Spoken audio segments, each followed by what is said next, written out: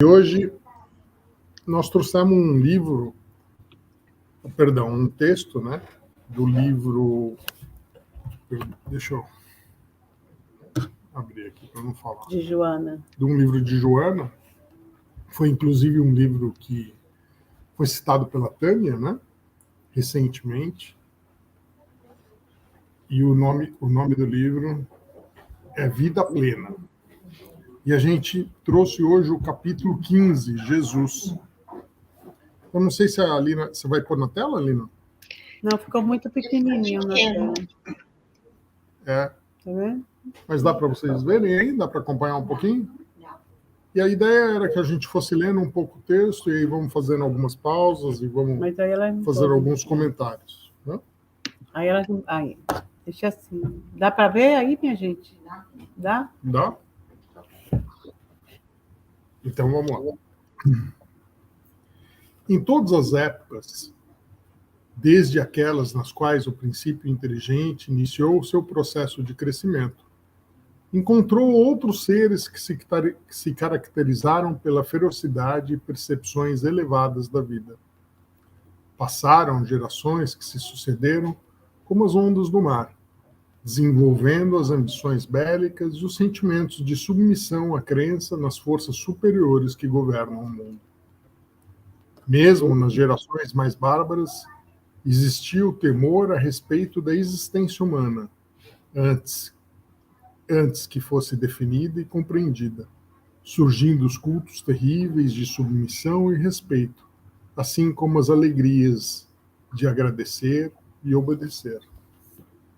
No imenso período pré-cristão, surgiram homens e mulheres dotados de poder e força, conhecimento e temor, que se impuseram como líderes e comandantes dos grupos desarvorados que se entredevoraram, inconscientes da responsabilidade. Surgiram Nabucodonosor, na Babilônia, Assurbaníbal, na Síria, Ciro, na Pérsia, Alexandre Magno, na Macedônia, Quan Kun, na China, Júlio César, em Roma, e, simultaneamente, além dos belicosos e cruéis que criaram e destruíram impérios grandiosos, os missionários do amor e da sabedoria também apareceram. Krishna, Lao Tse, Confúcio, Moisés, Zoroastro ou Zaratustra, Akenaton, os deuses gregos e romanos, assim como os de todas as mitologias e doutrinas animistas, exaltando a imortalidade ao mesmo tempo que convidavam as pessoas à fé e ao respeito pelo soberano máximo da vida. Profetas e pitons, feiticeiros e xamãs, intermediários do mundo das sombras, a fim de que se pudesse atender e desenvolver as boas inclinações, falando sobre o rio do esquecimento e o despertamento feliz ou amargurado, quando retornavam para divertir os transeuntes carnais. Deuses e anjos, estranhos quão violentos, lutavam com aqueles bons e gentis, anunciando o prosseguimento da vida e elucidando os enigmas existenciais. Pensadores variados mergulhavam nas interrogações do universo e sua grandeza, procurando respostas que explicassem a razão do existir, a questão das dores, das alegrias, do bem e do mal. Após reflexões às quais se entregaram em regime total, também contribuíram com a sabedoria adquirida, a libertação da vida e a sua extinção em colossais propostas filosóficas que prosseguem conduzindo o pensamento humano. Então, a dona Joana traz aqui, nesse começo desse texto, um texto muito bonito a respeito do Natal, de Jesus, uma introdução onde a gente já estudou aqui mesmo no KSSF, eu sei que a gente estudou depois da morte do Leon Denis, onde ele também faz um apanhado, né, de todos esses filósofos que nos foram enviados durante toda a história. Ela aqui cita alguns, né, que eu anotei. Krishna, que ele data aproximadamente, todas as datas são aproximadas, porque nem todos a gente tem uma informação concreta, né? 3.230 anos antes de Cristo, né, na Índia. E ele trazia consigo, né, a suprema verdade absoluta, que nada mais é do que a gente também estuda aqui dentro do Espiritismo, né? Lao Tse, na China, anos 604 a 517 a.C., onde o caminho é o princípio material e espiritual, criador e ordenador do universo. Depois a Dona Joana cita Confúcio, que é um filósofo na China também, um pouco depois do Lao Tse, né, ano 550 a 489. Moisés, que era o profeta dos judeus, né? Depois nós também estudamos dentro do cristianismo, a maioria, às vezes dentro da casa espírita, dentro do cristianismo, né? Mas não necessariamente, e que também foi o que deu origem depois ao islamismo. Nós estamos falando do Moisés, é bem diverso, tem várias informações. A que eu peguei aqui é no 1390, mas depende de onde você está lendo, tem inscrições que datam de outras épocas, 1390 a.C. Né? Ela cita Zoroastro também, que era da região onde hoje é o Irã, e data de 2000 anos atrás também. Então, e assim seguinte, Akhenaton é do faraó, era no Egito, né, um faraó de aproximadamente 1.300 anos atrás. Então, Deus, a gente vê que atende a criatura de diversas maneiras. E a Dona Joana, claro que aqui ela vai fazer menção a Jesus, um pouco mais adiante aqui no texto, né? E ela chama Jesus de o excelente Filho de Deus. É uma maneira carinhosa que eu não tinha ainda ouvido falar dessa maneira. Mas, dentro do Espiritismo, a gente estuda e entende que todos fomos criados simples e ignorantes. Quer dizer, todos temos o mesmo ponto de partida, não é verdade? E aí cada um vai evoluindo, vamos passando pelas experiências, vamos adquirindo conhecimento e vamos desenvolvendo nossa intelectualidade, assim como a nossa moralidade, através dessas experiências. Quando a gente estuda o bem e o mal, na Gênesis tem um capítulo específico, o bem e o mal, muito interessante, né? Onde deixa de maneira bem clara a nossa necessidade de passar pelos desenganos para que com eles a gente possamos então aprender e nos desenvolvermos cada vez mais e não queremos mais repetir as más experiências, né? Nós queremos repetir as boas experiências. Assim que o ser humano vai desenvolvendo a sua intelectualidade e participando cada vez mais como co-criadores que somos do universo de Deus. Agora, essa caminhada, ela não é sola, a gente não sai nela sozinho e caminhando por aí sem auxílio nenhum. Como a gente está lendo aqui no texto, eu acho muito bonito esse texto da Dona Joana, né? Ela deixa de bem clara que em todos os tempos, veja que a gente citou aqui profetas de 3.000 anos antes de Cristo, 1.500 anos antes de Cristo, 2.000 anos, 500 anos antes de Cristo, até a vinda de Jesus. E hoje aqui no Espiritismo, a passado mais ou menos 2.000 anos da vinda de Jesus, nós temos de novo o Consolador Prometido nos trazendo de maneira atual os entendimentos a respeito dos ensinamentos que Jesus veio vivenciar conosco aqui na Terra. No livro A Caminho da Luz, no primeiro capítulo, a Gênesis, tem uma descrição que eu gostaria de ler, um trechinho curto aqui para vocês, né? A respeito do anúncio desse espírito. Então, eles dizem assim: comunidade de espíritos puros. Rezam as tradições do mundo espiritual que, na direção de todos os fenômenos do nosso sistema, existe uma comunidade de espíritos puros e eleitos pelo Senhor Supremo do Universo, em cujas mãos se conservam as rédeas diretoras da vida de todas as coletividades planetárias. Jesus é um dos membros divinos. Quer dizer, veja que Jesus não é o único, né? Outro dia já foi dito aqui mesmo, acho que o Ayrton citou isso, não é o único. Mas aqui para o nosso planeta, para o nosso sistema planetário onde nós vivemos, ele é o nosso maior exemplo. Ele aceitou ser chamado de mestre e é a ele que a gente deve seguir, é nele que a gente deve se inspirar.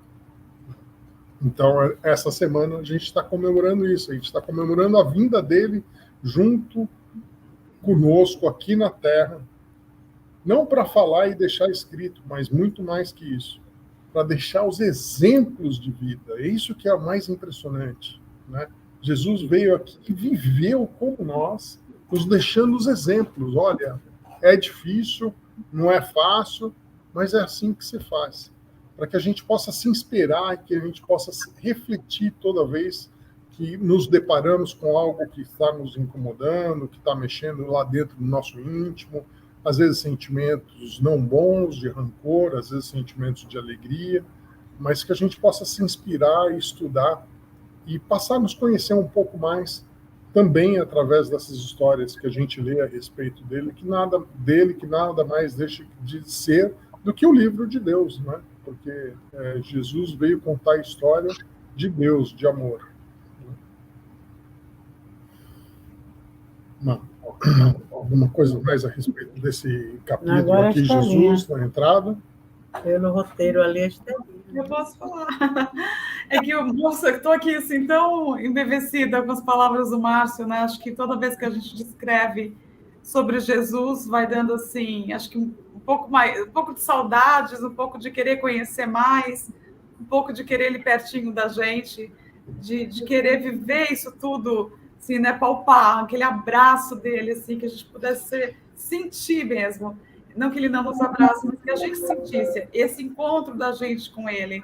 Eu fiquei ouvindo o Márcio falar, imaginando, né, a grandiosidade desse preparo para que Jesus fizesse parte da criação desse planeta e que assumisse, né, a organização, a coordenação, até hoje, né, no leme desse planeta, a grandiosidade, o quanto que ele é tão perfeito e puro a ponto de ter essa responsabilidade na mão, o quanto ele já era, antes mesmo de receber essa função do planeta Terra, ele já era um espírito puro, né? Já era um espírito crístico. Então, a caminhada que a gente ainda tem que fazer para chegar até onde ele chegou, e ao mesmo tempo ele vem com essa simplicidade assim, de mostrar para a gente, de vivenciar de novo, vir aqui para o planeta Terra como, né, ele não reencarnou, né, ele encarnou, ele não veio de uma reencarnação. A gente lê nas obras que ele entrou, né, teve que fazer toda uma adaptação para chegar e entrar aqui nesse planeta. E é fantástico, se a gente pensa que tantos filmes bobinhos, né, que a gente assiste, que o herói ele, né, ele se entrega, ele entra para salvar, para ajudar, para resgatar. E você imaginar a proporção de um espírito da grandiosidade de Jesus, de vir para cá, viver dentro desse planeta que a gente vive hoje, com tantas coisas que naquela época existiam, tanta busca, né, a humanidade daquela época para agora, as nossas necessidades, eu acho que elas não mudaram tanto quanto a gente tinha naquela época. A gente continua buscando muita coisa parecida.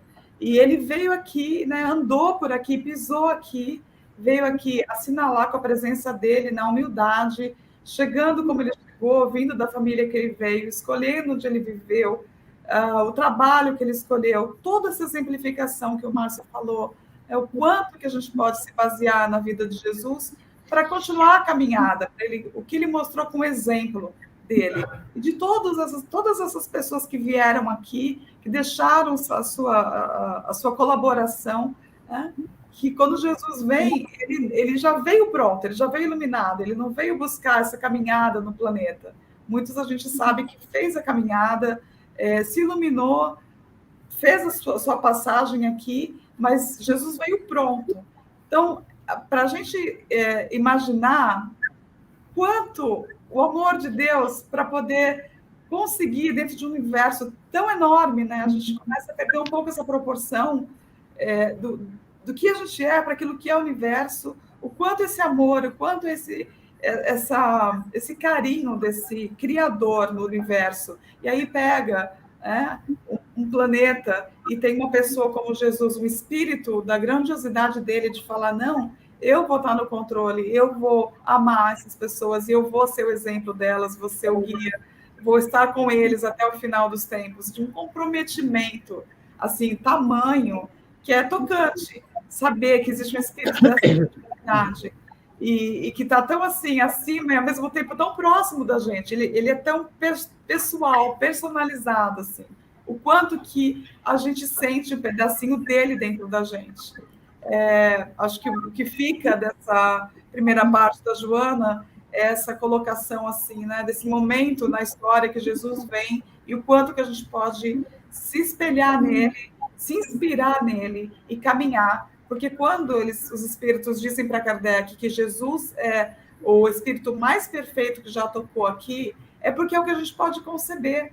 Porque se a gente ficar também assim, totalmente, né, nos outros espíritos crísticos, acho que falta uma pessoa mais próxima, a gente saber que ele passou por aqui, o que ele passou e como ele passou, esses exemplos de dar outra face, né, do perdão, do entendimento, do amor ao próximo e da vida eterna, é fantástico, assim.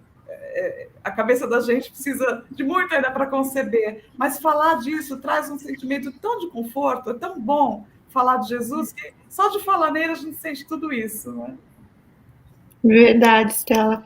E ficando, ouvindo vocês dois aí falando, eu fiquei sentindo assim, porque tudo, ela como Joana começa o texto, nós passamos por uma fase em que éramos violentos, em que não entendíamos direito, e principalmente acho que foi essa fase, ainda somos, né, ainda temos muito em nós que gera violência, gera uma raiva, mas eu acho que Jesus vir numa fase em que já entendíamos um pouquinho que talvez esse não fosse o caminho, mas que estávamos ainda na tentativa de aprender como amar, né? O que é esse amor?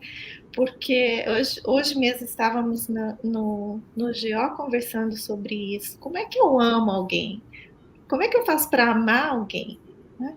Não existe uma receita. Claro que a gente não pode colocar uma coisa assim no quadradinho, mas a gente vai ter que ver situação por situação, o que é que o mestre ensinou, como é que foi a forma que ele lidou com aquilo, porque com algumas pessoas ele foi extremamente duro, com outras extremamente aceitando a fraqueza, ele aceitava a ignorância, né? Ele aceitava o tempo de cada um, não forçou nada, não veio com aquela coisa de cima para baixo, não é? Porque, como todos esperavam, manda aí, dá um passe de mágica aí e ensina a gente a curar todo mundo, porque não é?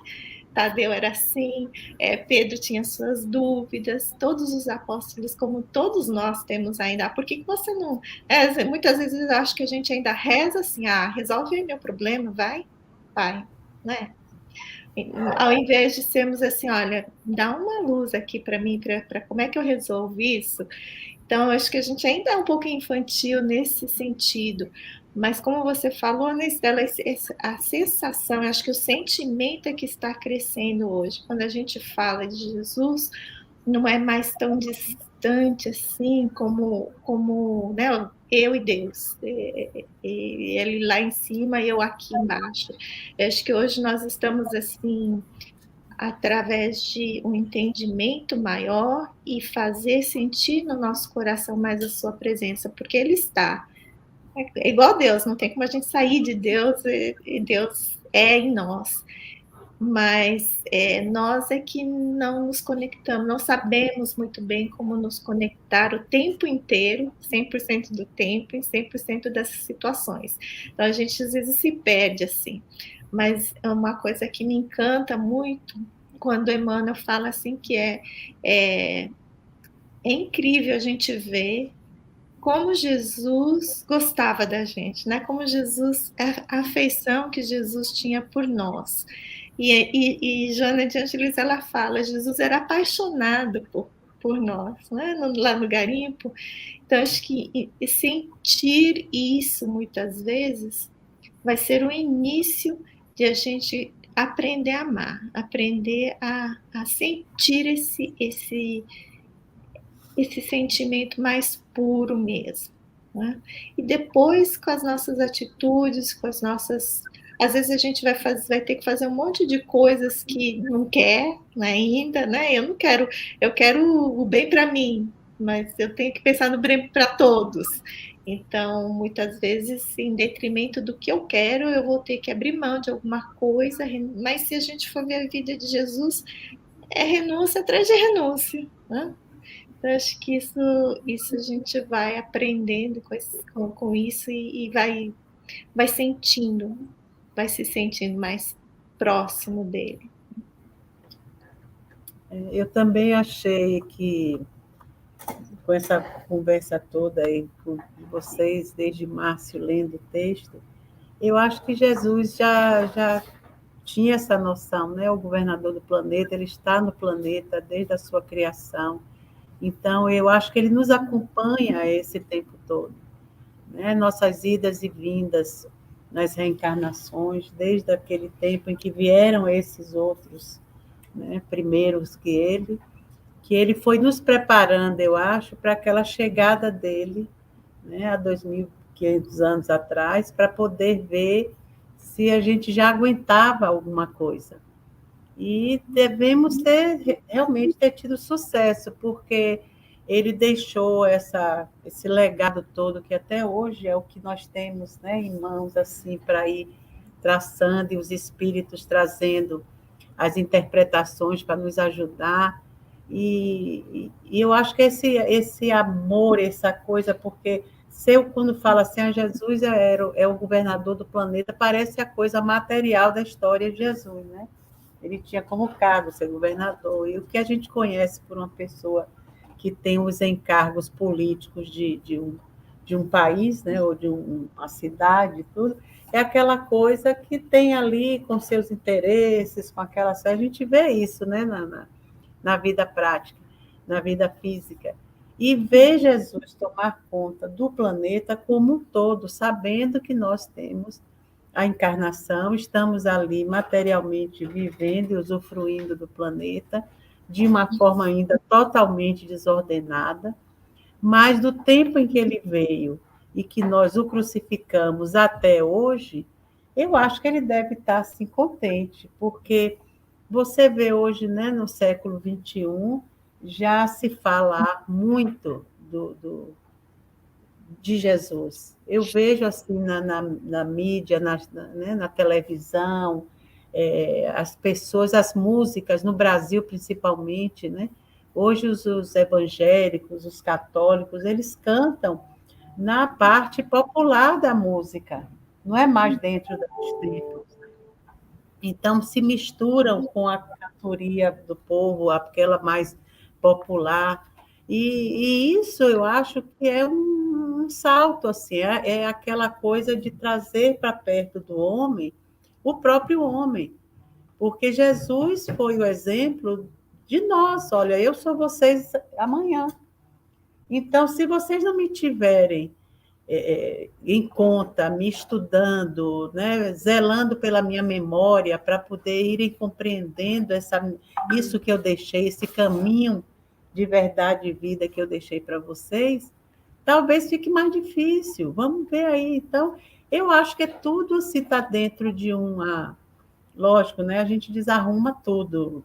Nós não somos assim aqueles alunos, nem aqueles irmãos, nem aqueles filhos do Pai, muito ordenados ainda. Mas já se vê muita tentativa disso acontecer, né? Então, eu acho que Jesus... às vezes a pessoa diz, por que Jesus não vem de novo, né? Mas ainda não é a hora, né? Ainda estamos quase como éramos à sua época. Se vier, a gente até diz, vamos crucificar de novo. Para não correr esse risco, vamos ainda nos preparar um pouquinho, né, Márcio? Hoje aqui, né, tem um formato mais aberto. Se alguém, antes da gente avançar um pouquinho mais no texto, se alguém quiser fazer um comentário, pergunta, para todo mundo que está aí na internet, para vocês aqui no salão também, tá? Vamos em frente? Tudo bem? É? Então tá bom. Vamos ler mais um pedacinho aqui, então. Tá na página aí? Tá. Num período em que a humanidade encontrava-se em paz política sob o imperador Otaviano, nasceu aquele a que se referiam todas as profecias, Jesus. Num pequeno burgo onde a natureza esplendia, uma gruta de calcário tornou-se deslumbrante entre animais domésticos.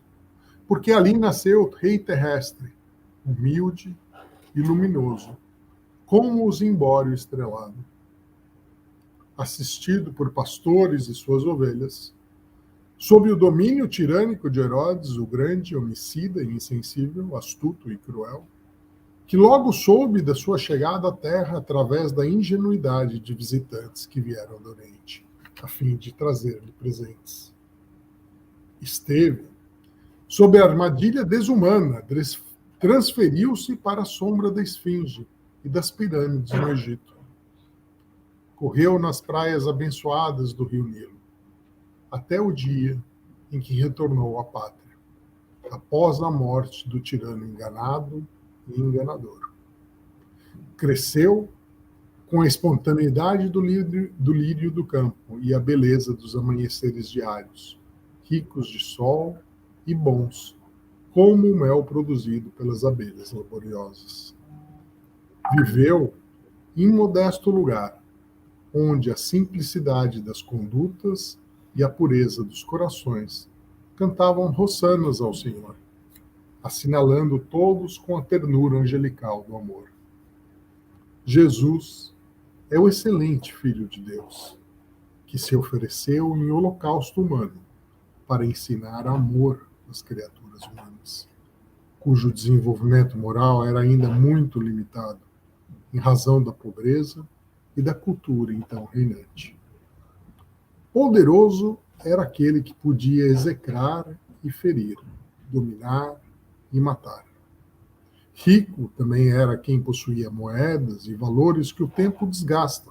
Os ladrões roubam e sempre ficam, jamais acompanhando seus mordomos por muito tempo, sempre passando de mãos. Os sentimentos de respeito e dever confundiam-se ao medo e à soberania dos que se apresentavam como fortes. O povo era ignorado, vivia do solo ou do mar, dos modestos negócios para a manutenção do corpo. Nesse trecho, então, ela já descreve para a gente, né, a vinda do Cristo entre Césares e Herodes, mas nasceu numa gruta de calcário, né, junto dos animais. Não existe nada nesse universo, não existe um fio de cabelo que caia sem o conhecimento do nosso Criador. Então, absolutamente tudo isso, com certeza, foi planejado. E aí, no nascimento de Cristo, a gente já tem o primeiro ensinamento da vinda dele aqui na Terra. O fato de ele ter nascido num lugar simples, quando que todos esperavam, pois se era rei, por que não nasceu em Roma? Não é? Mas ali já estava o primeiro ensinamento, não é verdade? A gente também estava falando hoje aqui na reflexão do texto do GO, onde a gente muda o mundo, não mudando os outros, mas mudando cada um de nós. É assim que a gente transforma o mundo para melhor. Mas toda hora ainda o Ronaldo falava, mas o nosso negócio é apontar o dedo. É ele que falou que ia fazer e não fez. É o presidente que eu votei nele. É ele que tem que resolver a coisa. Não é. Jesus já veio para trazer essa lição. É a gente, somos nós, dentro do nosso íntimo, na transformação pessoal, aquela que dá trabalho, que não é só ir lá e tomar sol e acontece sozinho, que exige esforço, exige reflexão quando você vai dormir. O que eu fiz hoje? O que eu poderia ter feito melhor? O que aquele que é nosso modelo e mestre teria feito numa situação como essa? A dona Joana fala aqui no texto, para ensinar amor às criaturas humanas, cujo desenvolvimento moral ainda era muito limitado. No meio da história, ela cita aqui, né? Viveu em modesto lugar, onde a simplicidade das condutas e a pureza dos corações cantavam ressonas ao Senhor. Quando a gente pega Humberto de Campos, no capítulo Jesus, o Precursor, eu não sei se vocês se lembram, tem aquela fala da mãe com o Cristo, onde a mãe queria que Jesus fosse à sinagoga, para que pudesse aprender junto daqueles estudiosos. E Jesus então disse para ela: Mãe, que queres de mim? Acaso não tenho testemunhado a minha comunhão com o Pai que está no céu? E aí ele deixou a seguinte frase: Mãe, meu Pai deseja de todos nós o bom exemplo. E desse modo, a melhor escola para eu deixar o exemplo é a do lar. E a partir daquele dia, então, ele passou a trabalhar com quem? Com seu pai, no serviço de carpintaria, dentro da própria casa. Aqui está o segundo ensinamento que eu queria chamar a atenção hoje.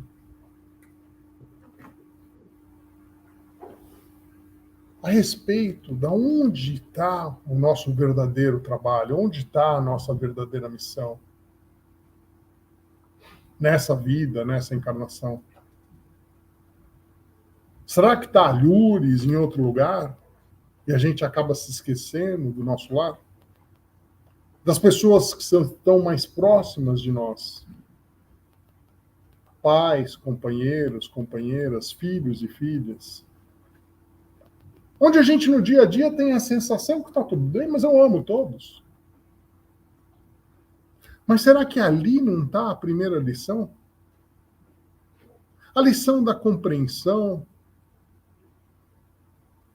a lição do aceitar, do abraçar, do ouvir.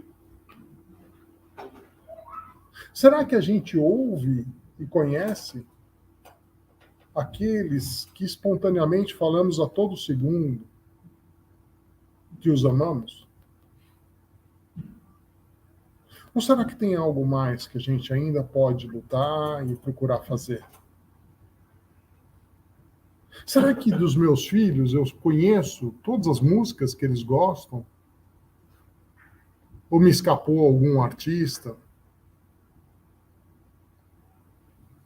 Será que do meu companheiro, da minha companheira, realmente conheço ele a ponto de saber aquilo que angustia, aquilo que alegra? Ou será que tem algo mais que a gente ainda pode procurar saber? A respeito dos nossos pais, será que já vivenciamos com eles tudo o que é necessário vivenciar? Ou se ainda estamos juntos ou não mais, o que a gente ainda pode aprender? Porque Jesus nos deixou claro isso, não é? É dentro de casa. Deus nos colocou no berço da família para que ali a gente praticasse e fosse possível no futuro externar para fora. Mas às vezes a gente procura o outro caminho, talvez seja mais fácil. Com certeza é, talvez, né? Mas é dentro de casa que eu acho que a gente tem que ter essa atenção especial, esse olhar. E fazer a reflexão, como Santo Agostinho nos recomenda, né, toda noite. O que eu estou acertando, o que eu posso melhorar. Meninas, estou falando muito aqui, eu acho. Não, tá tão bom. Tão bom. E é interessante a forma como você colocou, né, Márcio? Porque quando você fala é que a gente está sempre assim, querendo que o outro faça a parte dele, né? Que o outro faça, tanto no sentido de resolver meu problema, quanto assim, só vai ficar tudo bem se ele vier me pedir desculpa ou se ele mudar, né? A gente está sempre esperando que o outro faça o primeiro movimento. E dentro desse pensamento que você disse, né? Falta a gente olhar para a gente e falar o que eu, dentro desse contexto familiar, o que eu posso fazer para que essa situação melhore? Qual a parte que me cabe? O que eu consigo fazer comigo? O que eu posso melhorar para contribuir para que essa família funcione melhor, né? Teve um dia que a gente estava conversando em casa e minha filha falou, é tão bom, né, quando a casa está em paz, que a gente está bem, está tudo bem. E aí eu falei, é tão gostoso realmente. Aí passou umas semanas, como todas as casas, né, a gente tem dias de calmaria, outros nem tanto, não sei de vocês, mas aqui em casa oscila. E aí um dia que a coisa estava pegando, assim, né, que eu estava falando um pouco mais alto, um pouco tal, irritado. E aí eu parei, eu falei para ela assim, é gozado, né? A gente gosta tanto de um lar com paz, a gente quer paz dentro de casa, mas a gente esquece que quem está fazendo a paz dentro de casa é a gente, é cada um de nós contribuindo. Então, naquele momento que a gente estava ali discutindo uma situação, eu falei, olha, esse é o momento, se a gente não calar, ou se a gente não perdoar, ou se a gente não olhar de uma outra forma, eu vou responder, você vai responder, teu pai vai responder, daqui a pouco aquela paz que a gente está buscando acabou. Então, é um momento, assim, da gente pensar que a gente é construtor do nosso ambiente. Não vai resolver tudo, muitas vezes não vai, porque nós temos nossos afetos, desafetos, é muita coisa para a gente ajustar. Mas aquele pequeno passo, aquela primeira vontade de querer fazer parte da solução, daquele núcleo familiar que a gente tem. Né? E pensando nesse exemplo, que Jesus nos deixou, eu estava lendo um livro do Augusto Cury, que é um psiquiatra, e o nome do livro é O Mestre do Amor. E eu separei aqui porque eu achei tão bonito que ele falou sobre Jesus como educador, que é o que você está falando, Márcio, acho que tudo, né? Que a gente pode olhar para Jesus como esse educador. O Augusto Cury fala uma coisa linda sobre educar. Ele fala que Jesus era um mestre da educação, pois seus discursos formavam e não informavam. E aí ele dá uma diferenciação. Ele fala sobre a questão da educação que informa é aquilo que dá diploma. E a educação que forma é aquela que ensina a dialogar, faz de nós eternos aprendizes. Então, Jesus, ele não veio formar, ele veio formar, ele veio dar algum exemplo para que a gente conseguisse pensar, né? Sermos eternos aprendizes, buscar essa nossa melhora, esse nosso caminhar. Então, que coisa maravilhosa, achei uma definição assim do ensinamento de Jesus fantástico, ele veio nos formar. E não só informar, dizer, olha, é assim que faz. Com a atitude dele, com o exemplo dele, com tudo isso, né? A forma como ele nasceu, como ele chegou no planeta, o trabalho dele, a forma como ele se relacionou com todos, desde os pescadores até as autoridades, né? O Sinédrio, todos os lugares que ele passou, ele veio formar a gente. Isso eu achei muito bonito. Então, a gente tem muito mesmo para olhar como esse guia, como esse modelo, absorver esses ensinamentos, nos formarmos, né? Melhorarmos, buscarmos dentro da gente, como você falou, à noite, ou olhar, eu fiz o meu melhor, eu posso fazer o meu melhor, pode ser que eu não me sinto nem com vontade de fazer isso nesse momento, na minha situação, a gente fala muito de família, essa época do ano, a gente vai encontrar com tantos familiares, é tão difícil às vezes, eu tenho todas as boas intenções, aí vem que fala alguma coisa e todas aquelas minhas intenções, elas são frágeis ainda, mas ok, faz parte. Essa vontade de querer fazer já conta, porque sabe o quê? São esses pequenos passos que vai montando, a gente vai aperfeiçoando. Então, hoje, talvez eu não consiga amar, né? A gente não consegue amar essa proporção toda. Amar nesses passos que a gente está aqui já é um pouquinho difícil. Imagina estender esse amor. Esse exercício é importante. Esse querer estar de bem, esse querer estar em paz, esse querer melhorar, esse querer contribuir para que o nosso ambiente fique melhor e com isso ele se propague, né? Onde a gente navega, no nosso trabalho, no nosso núcleo religioso, no nosso clube, onde a gente for, que essa atitude ela caminhe com a gente. Acho que também a gente se empolga, vai falando, né? Deixa eu deixar a Má falar também. A Ivonete colocou aqui, ó, fazer o dever de casa, primeira lição. Eu sinto que dentro de minha casa é que vejo as minhas lutas e aprendizados. É a primeira, é o início, realmente. E acho que com o que Márcio falou, com o que Estela falou, vendo esses relatos da história da vida de Jesus, vai mostrando, como o Márcio falou, em primeiro lugar, a importância da humildade. Nós já falamos sobre humildade aqui, que não é a falsa, não confundir com falsa modéstia, né? Jesus sabia muito bem quem ele era. Ele era o filho, ele era o mestre, ele não era o bom, né? Bom era só o pai, ele tinha perfeita noção de quem ele era, o que ele podia fazer, como fazer, qual o melhor caminho, e também essa parte em que ela descreve que Herodes, houve a perseguição de Herodes, que ele vai para o Egito.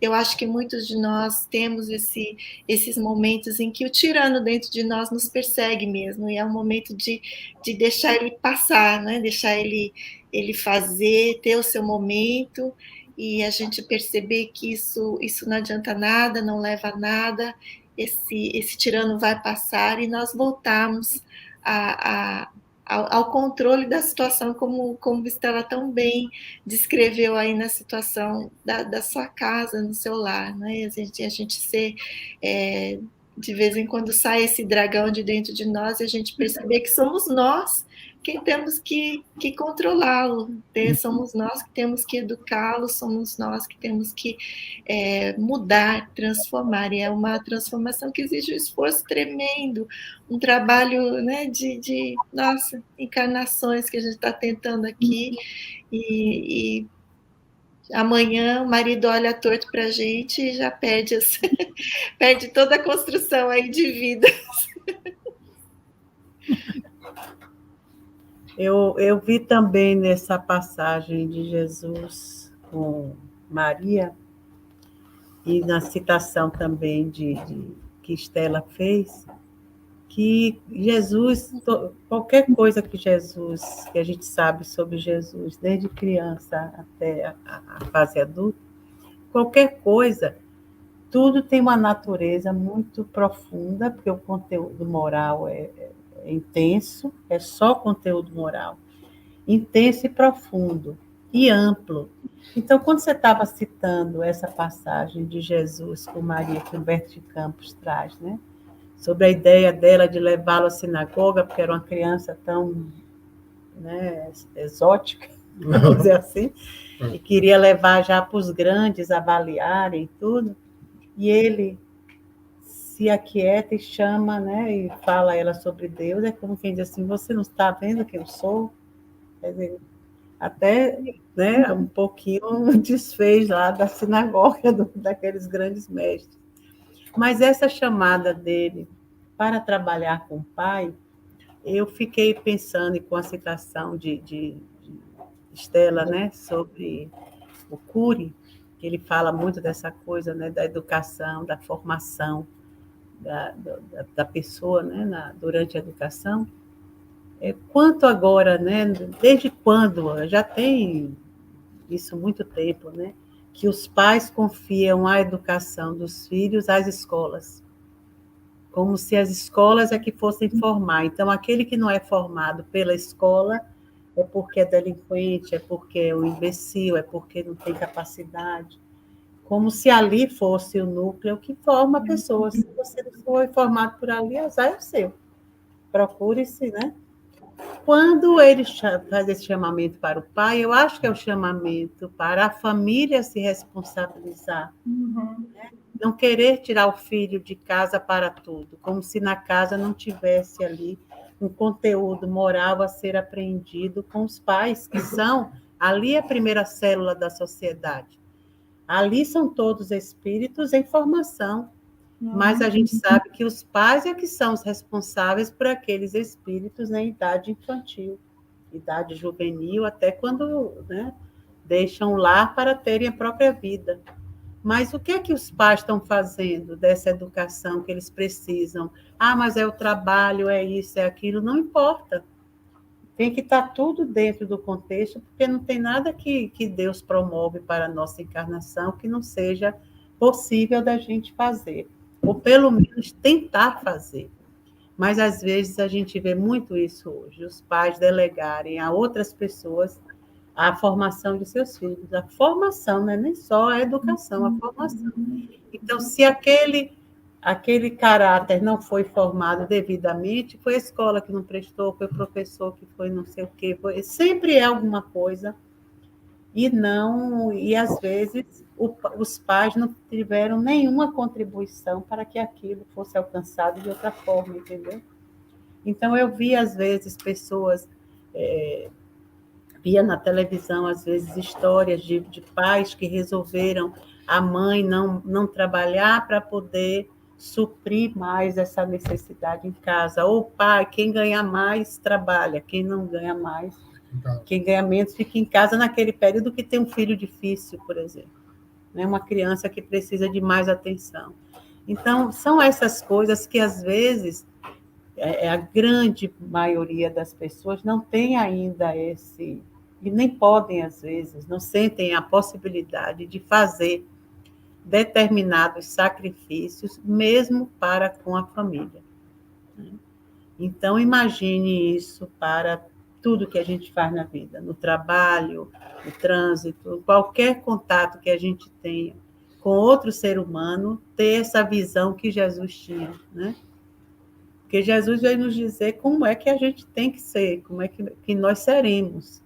Então, a família, como Ivonete diz, que assim, está dentro da minha casa, né? Minhas lutas e aprendizados, não só na casa. Eu acho que tem isso, sabe? A família é importante, é o núcleo básico, é ali que a gente exercita o que vai ser fora, porque não adianta ser fora alguma coisa mascarada e dentro ser aquele tirano doméstico, não adianta. Tem que ser mais ou menos equiparado, né? O laboratório externo e o laboratório familiar, para poder a gente ir se ajustando, né? Mas quando você falou isso, Estela, com o que Márcio falou de Jesus, aí eu pensei nisso, sabe? Nessa sacada dele, assim, para mostrar que, às vezes, dentro da casa é necessário que haja esse acompanhamento mais de perto, né? Porque ele termina até falando para a mãe, né? Vou ler para ser fiel à frase aqui que o Humberto descreveu, né? A melhor escola para Deus é a do lar, né? E a do esforço próprio. Então, é o lar, é a casa que a gente está falando. E o esforço próprio da criatura. Não é tomando sol. Porque não é porque só está dentro da família que vai ter o milagre, né? Tudo precisa do esforço próprio. A gente precisa querer, né? Mas tudo precisa ser tentado, né? Assim. Pessoal, ficou vocês aqui alguma dúvida, algum comentário? Não? Aí na internet, tudo bem, irmão? Vamos mais um pedacinho aqui? Então vamos lá. Ele veio ensinar plenitude e felicidade. O indivíduo vale pelo que é, e não pelo que carrega com medo e perde no meio do caminho. A bondade é espontânea, como os frutos que nascem das flores, e o ar que sobra sem saber-se de onde vinha e para onde ia. Foi por essas e muitas outras razões que ele se tornou especial. A sua existência é a mais bela história de vida que se conhece. A música da sua mensagem ainda ressoa como a mais grandiosa sinfonia de que se tem notícia cantada na pauta da natureza. Enquanto a brisa do entardecer musicava aplaudindo cada verso e as primeiras estrelas do anoitecer colocavam lanternas mágicas de luz incomparável nas sombras, nunca mais foi olvidada a sua canção de bem-aventuranças em exaltação das almas sedentas de paz. Nunca mais foi esquecida. Nunca mais foi olvidada e esquecida. É esquecer, exato. Esse livro moderno aqui da Dona Joana tem a palavra e tem dentro, você clica na palavra, tem já o sinônimo já, que é muito bom. Esse livro, o Divaldo, eu estava vendo, né, prestando atenção, foi publicado agora em outubro, então é bem recente essa mensagem, né? É muito viva, né? muito no dia de hoje. E aqui a gente entra, então, num dos primeiros... Não foi o primeiro ato foi as bodas de Caná, né? Mas foi logo que Jesus reuniu os apóstolos no início ali, então... grande público, né? A gente sabe que também é descrito em diversos livros, né? A ida dele subindo o monte ali próximo ao Mar da Galileia, né? Num entardecer, onde muitos acompanharam, não só os apóstolos, mas muitos acompanharam ele, para então a gente ter aquele sermão, né? A gente chama de sermão, discurso, né? Onde ele fala das boas-aventuranças, né? O que são essas boas-aventuranças, né? É o caminho para a felicidade, né? É o que nos torna felizes, né? As boas-aventuranças, na verdade, ele veio ensinar, né, esse caminho da plenitude e da felicidade. E em especial, porque é assim que ele começa, né? Bem-aventurados, né? Blá, blá, blá. Então, em especial aos sofredores, nos trazendo a mensagem, que eu acho que é o mais importante das boas-aventuranças, né? A mensagem de consolo, a da esperança, que outros dias virão, que sim, que a vida aqui não é fácil, que a gente está aqui, sim, para enfrentar essas dificuldades, para empreender o nosso esforço, porque é assim que a gente cresce. Do contrário, a gente está derrogando uma lei divina, que é a lei de progresso, e toda vez que a gente se mete com essa lei de progresso, o que acontece é que vem um empurrãozinho. E na sequência a gente reclama, porque dói o empurrãozinho.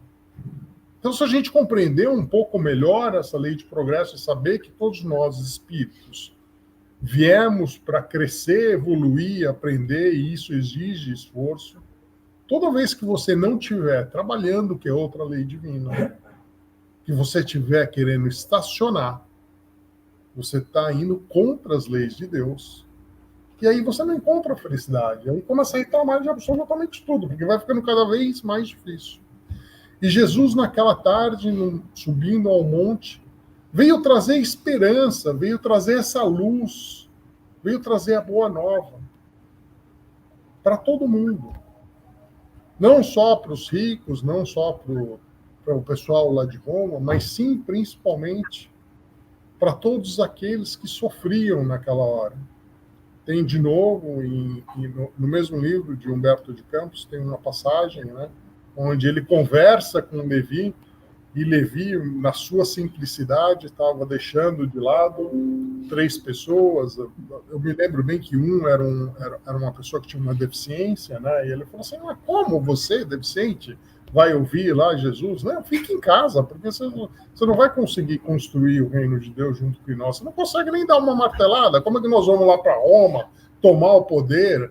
O entendimento dos discípulos, né? O mesmo errôneo nosso, né? O mesmo... Também nós ainda nos esforçamos para poder entender direito, e não era nada disso.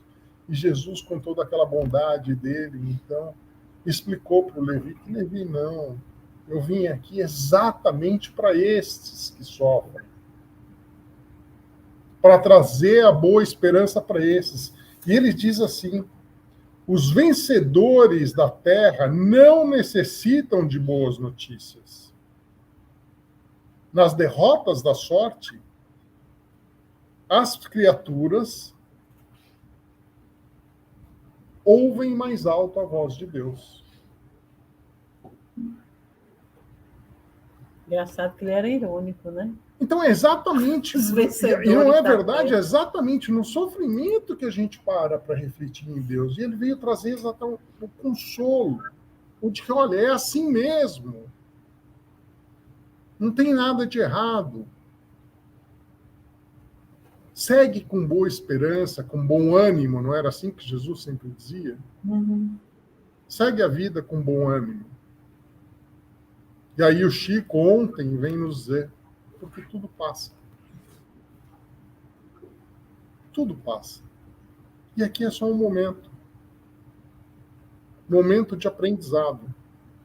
Onde lendo e vendo toda essa dimensão que a gente acabou colocando aqui, né, de Jesus, governador desse planeta, 4,5 bilhões de anos, tal. Até brinquei hoje de manhã acho que hoje ou ontem, né, com esse grupo aqui que tá fazendo essa apresentação. Às vezes eu tenho a sensação que o jogo nem começou ainda, não é verdade? Nós estamos aprendendo ainda para começar a jogar o jogo. Nós estamos nessa fase do aprendizado. Não é à toa que esse planeta se chama educandário. É uma escola. A gente tem que primeiro aprender a passar essas séries para poder assumir melhor a nossa condição de co-criadores do universo de Deus. Por enquanto, a gente só consegue dar uma ajudadinha, né? Dar uma varridinha aqui, ali e tal. Mas Jesus falou, né? Vocês são capazes de fazer as obras que eu faço e muito mais. Não falou que era fácil, mas ele falou que nós somos capazes. E aí a gente entra, então, no começo do texto, onde Jesus começa dizendo: bem-aventurados os pobres de espírito, porque deles é o reino dos céus. E esse pobres de espírito, acho que é o que mais gera confusão, que as pessoas não é pobre de espírito, o que é isso? Pobre de espírito é simples, humilde. É aquele que consegue já em balanço colocar a vida espiritual ao menos regrada com a material. Porque se você vive na sua plenitude na materialidade, você consegue ser pobre de espírito? Não. Você tem que se esforçar, tem que querer para entender que a vida é eterna, que você é um espírito imortal, que isto aqui é só uma passagem da sua evolução. Que você está aqui para aprender, para crescer, para experimentar e acumular experiências. Que é aquilo que faz o que você realmente é. Agora, se você não é humilde para ter esse entendimento, então você está ligado diretamente à matéria. E a matéria, a relação é direta para o orgulho. Na fase que nós estamos, a gente está exatamente para conseguir combater o nosso orgulho, a nossa vaidade. Porque essa é a peça do jogo que atrapalha tudo. Toda vez que eu fico chateado, eu não consigo resolver minha chateação. Mas hoje eu já consigo parar e pensar ao menos, que fala assim, você está chateado por conta do seu orgulho, né? Porque, na verdade, aquilo que aconteceu lhe fere o seu orgulho. Estou falando de mim mesmo. Porque o fato em si não interessa tanto. Fulano de tal não foi muito honesto ali na tal negociação. Mas, na verdade, aquela negociação, para mim, vai fazer grande diferença no amanhã? Não vai. Então, o que é? É o meu orgulho, né? Que está ferido. Se a gente aprender a lidar com essas situações, aí a gente está adentrando no pobre de espírito, da humildade que Jesus falou. Humildade está no livro dos Espíritos, tá? Item 2, no capítulo Pobres de Espírito. Humildade é um ato de submissão a Deus, ao passo que orgulho é a revolta contra ele. Os homens de saber, mais adiante, os homens de saber formam geralmente tão alto conceito de si próprios e da sua superioridade que consideram as coisas divinas como indignas de merecer atenção.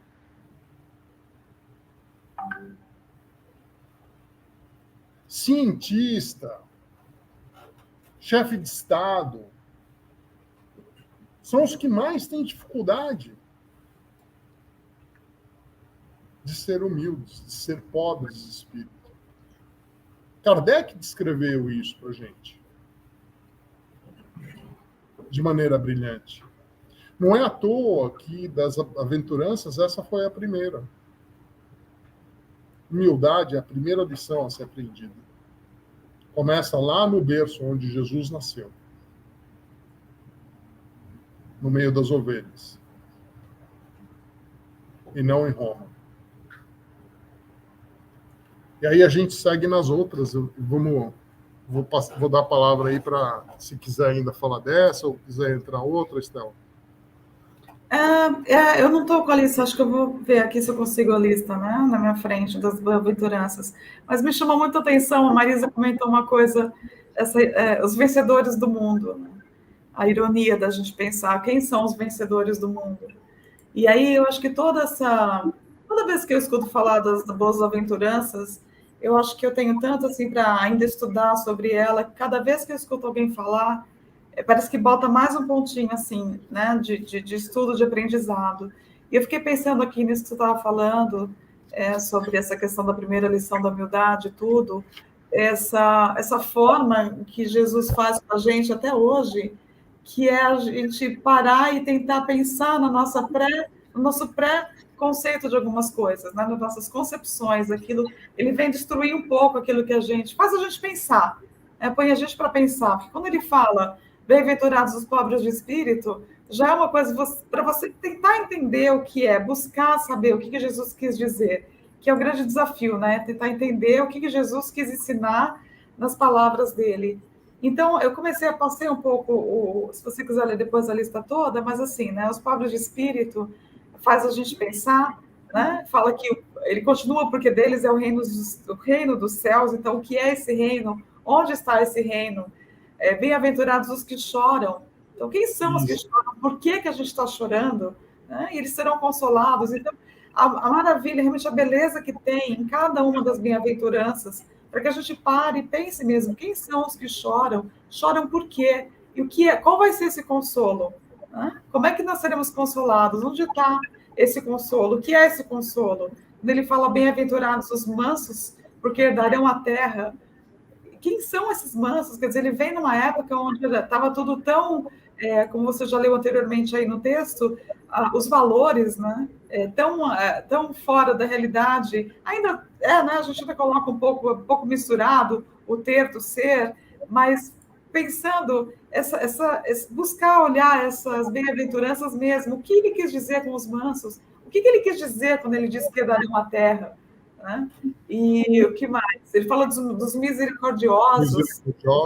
Limpos de coração e os pacificadores. Então, olha só que coisa fantástica da gente pensar essa educação, essa forma de educar de Jesus, que a gente pare até hoje tentando entender o que ele quis dizer em cada uma dessas bem-aventuranças, a nossa escalada, né? Porque ela vai quase como uma escalada espiritual mesmo, a nossa humildade. Enquanto, a Mar já falou isso uma vez, enquanto a gente não passa desse degrau da humildade, né? A gente ainda não consegue dar aquele passo que a gente deveria dar. Esse trabalho aqui do orgulho, do egoísmo, a gente ainda é muito cheio da gente mesmo. Nós somos ainda o centro muito da atenção. A gente acorda com a gente, né? Estou sempre na minha cabeça, I'm always on my mind.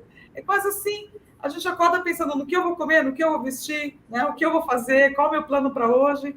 Então, acho que até a gente conseguir se olhar parte de um todo mesmo, onde não é só o que eu vou comer, o que eu vou dirigir, o que eu vou fazer, mas o que eu vou comer, o que eu vou fazer, o que eu vou dirigir vai interferir na vida de quantos? A gente começar a se olhar mais com isso, olhar mais na nossa evolução mesmo, a gente pensar que acho que é a grande lição, assim, né, de a gente entender onde a gente está no espaço, que é onde a gente está, que planeta é esse, universo, depois essa nossa eternidade.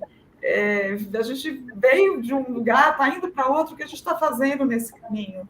E eternidade é uma coisa, acho que é difícil a gente, às vezes, analisar e quantificar esse espaço, esse universo, esse planeta, essa eternidade, essa evolução. Mas a eternidade eu acho que é fácil, né? Porque louça na pia é uma eternidade, a gente não acaba nunca. Porque você acabou de limpar a pia inteira, daqui a pouquinho vem alguém tomar água, pronto, o copo está lá. Gente, isso é uma eternidade, aquilo que não tem fim. Né? Louça, roupa para lavar, eternidade. A gente tem que fazer um trabalho assim, de desconstrução para construir de novo.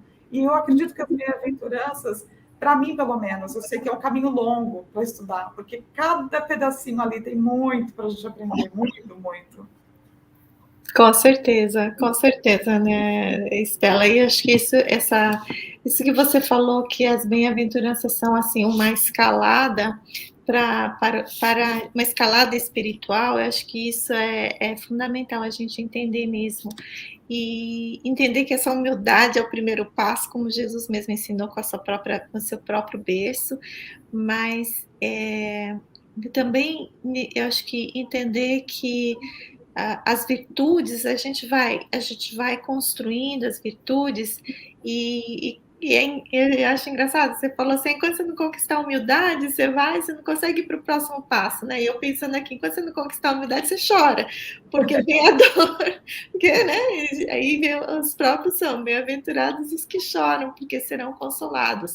E eu acho que, como Jesus diz ali, os vencedores na terra não precisavam dele naquele momento, mas em algum momento precisarão, né? Em algum momento a gente vai precisar. Então, acho que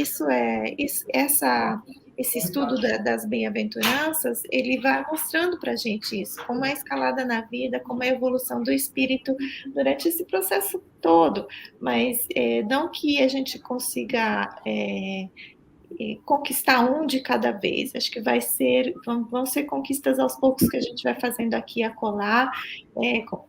São virtudes que a gente vai conquistando, né? Desde a mansidão, desde a humildade, até esse consolo, que nós somos consolados para nos tornarmos um dia consoladores, né? Como diz a oração de São Francisco.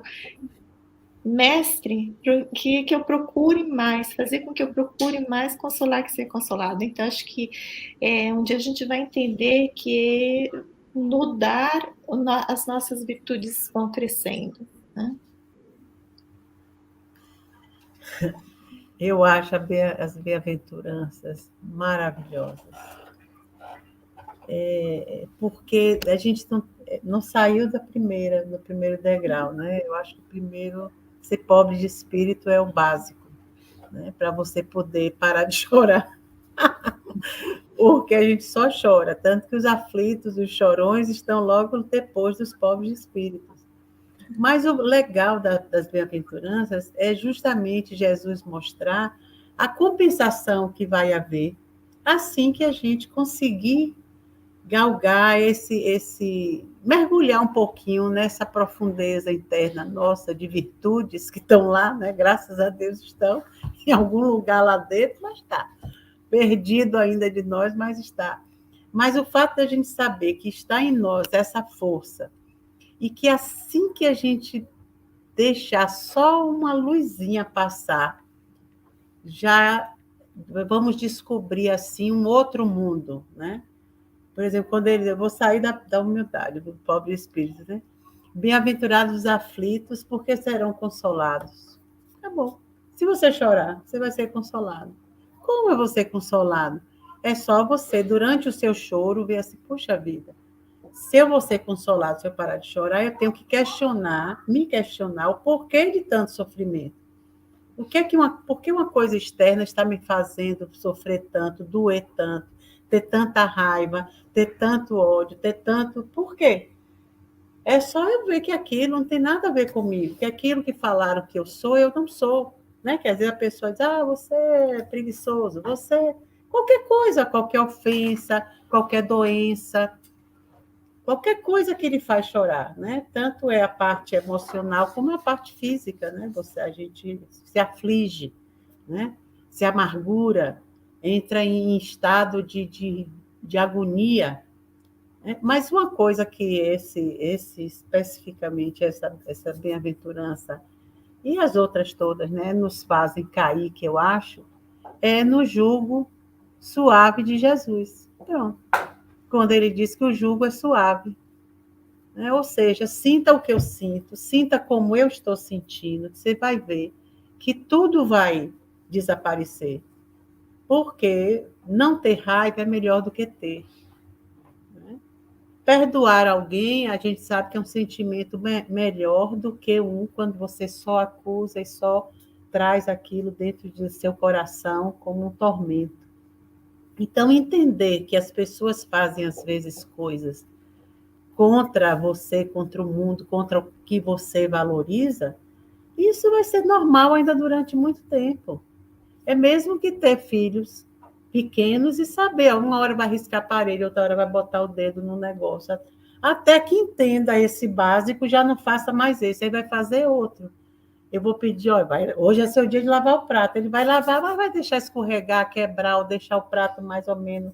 Não é? Os filhos, não, o laboratório básico não é o lar? Exato. Pois é lá que vão acontecer essas primeiras desavenças de nós contra os nossos, né, mais próximos, que são eles. Então, o prato mal lavado é a cama que não faz, é a lição da casa que não valoriza, é tudo a roupa que joga. Isso ali, né? Enquanto estão daquele tamanho. Quando cresce mais, já melhor esquecer. Aí já vem uma lista. Então, se é assim que é lidar com as pessoas, para que a gente vai chorar? Para que a gente vai se desesperar? Então, esse ser consolado, eu acho que é esse entendimento. Eu sei que o menino está chorando porque enfiou de novo o dedo na coisa. Deixa eu ir lá dar um beijinho dele. Entendeu? Ao invés de ficar com raiva, riscou a parede. Meu Deus, eu dou que ele faça mais um ano para frente para ensinar ele a passar a bucha na parede. É ir se consolando com o inevitável. Porque a gente vai lidar com as pessoas para sempre. Até que todos fiquem todos bonzinhos. E quando ficarem bonzinhos, sai de perto um do outro e vão ver quem está malzinho por aí. Ó Jesus. Né? Vê se ele ficava lá na comunidade crística tomando suquinho de... Não, vai lá para a terra para ver aquele pessoal crescer. Né? Então, eu acho as bem-aventuranças assim, altamente consoladoras.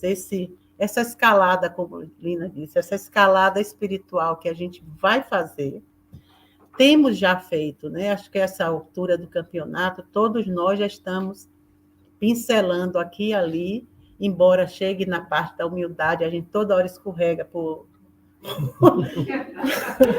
sai, né? Sai, porque a gente vê com uma escada, né? Aquela escada assim que você vai subindo degraus. Mas não adianta que não dá para pular. Não dá.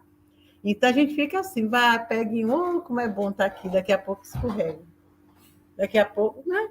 Mas a gente tem que saber que é assim, para que na hora que a coisa pegue no trabalho, no trânsito, na família, na hora que a coisa ferva, você diga, peraí, eu tenho mais um conhecimento aqui, uma ficha, né? Tem uma ficha aqui que eu vou acionar agora, que é a ficha do silêncio, da reflexão, do peraí, deixa para depois, agora eu não quero conversar sobre isso, vamos esperar passar o Natal, o Ano Novo, e quiçá lá em Valentine's a gente volta a conversar, entendeu?